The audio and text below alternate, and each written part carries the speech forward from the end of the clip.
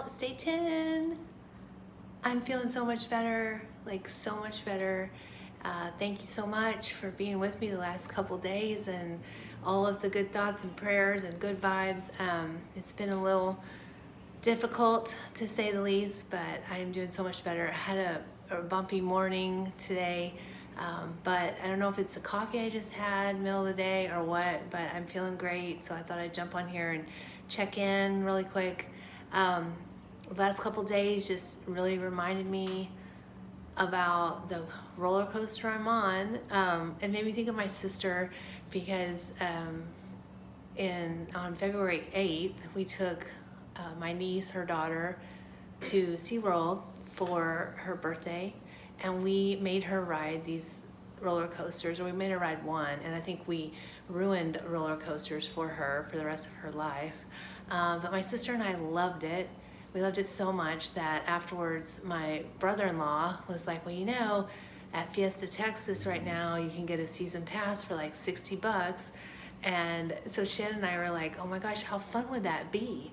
Like, you could just be like, oh, I need to go to Whole Foods, but let's stop by Fiesta Texas for a couple roller coaster rides on the way home. Like, how great, you know? It just reminded me of being a kid again, and how simple and easy things were. And she and I would go to Six Flags every year, and that was our thing in the summer, you know?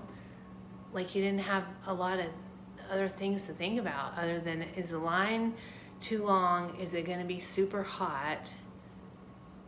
That's pretty much it. So I miss those days, but the roller coaster I'm on isn't really one anyone wants to be on, and I know there's other people everywhere going through similar and worse things. And you know, it's interesting because the highs of this journey are so high, and they just make you feel unstoppable. Like, when I feel good and I feel like that there's hope and there's a plan, an amazing plan for my future, then I feel like I can do anything. And I can, right? Like, I do believe that. But when you hit those lows, it's so tough. And that's where I was the last couple of days. And I don't think really express it totally on video.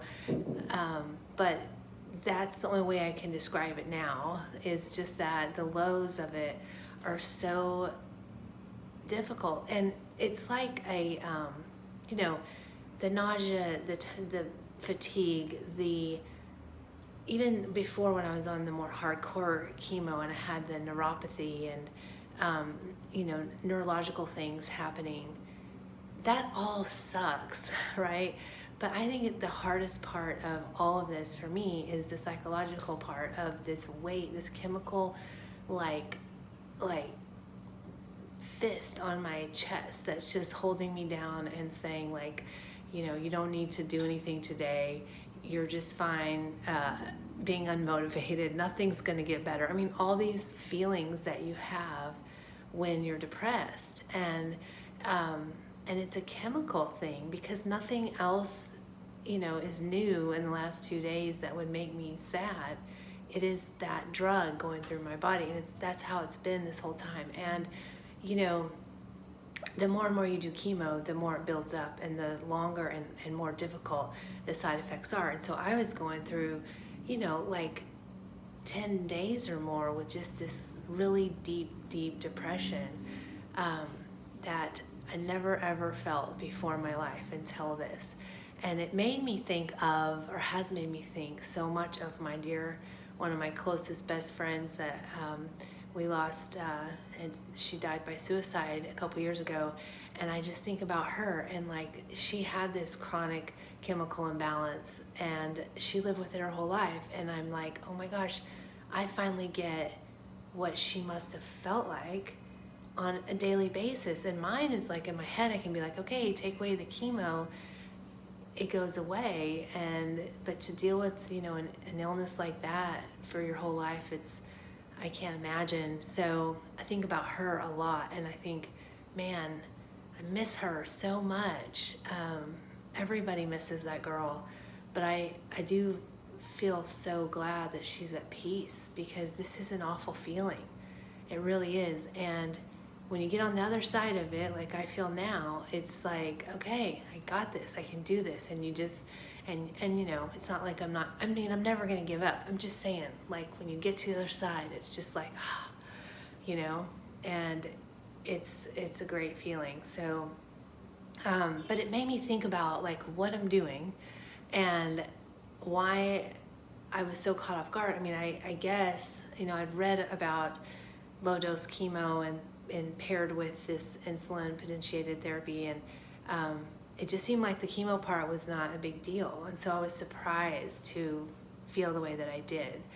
And so, you know, I'm just kind of questioning, like, do I need to do this when I'm doing all this other stuff right now with the dendritic cell vaccines and then all of the other immune boosting therapies that I'm doing, the hyperthermia, and, you know, I don't know that I need this chemo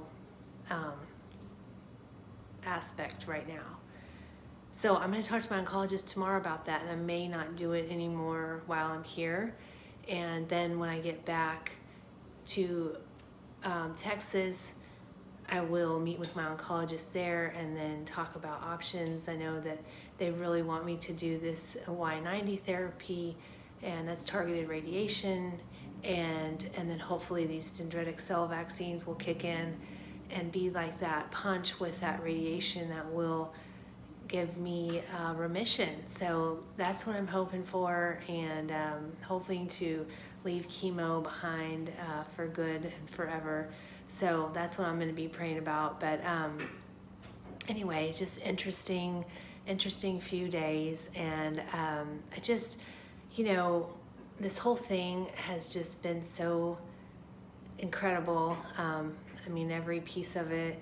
And my therapist that I've known since I was in high school, but she used to, for the last 20 years, she held these cancer retreats for cancer patients, and she would always ask the question, you know, what is the best and worst thing that's ever happened to you? And she said it would, you know, without a doubt, the most common answer was to both questions was cancer, you know, because it is obviously one of the worst things that'll ever happen, but it's also one of the best because it teaches you the value of life and these lessons that you never would learn, you know, without it. So, and I think I'm finally getting that, like I really do, and that's why I just want to share, because I want, hopefully, for people to learn by what I'm going through and by my example of what it's like to, one, hopefully never get cancer if there's anything you can do to avoid it, because there are so many things we can do. It is so much influenced and caused by our American lifestyles, but there are things that are beyond our control as well. So if it did happen to you or someone you know, I hope people can learn from what I've been through, and maybe different ways to go about treating it. But anyway, it's just been an interesting evolution of thought this whole time for the last almost 9 months now. And I'm just happy to again be on the other side of the low and feeling so good. So thank you so much for being here. In the next day or so, I wanted to do a post about my diagnosis. My cousin reached out and thought that'd be a good idea, and I think her reasoning was because maybe people could learn from, you know, why I ever knew I had cancer, and how, and were there things and signs that I should have paid attention to earlier, or are there things I could have done differently? And absolutely, it could have been done totally differently in hindsight. So I'm going to be sharing that in the next day or so.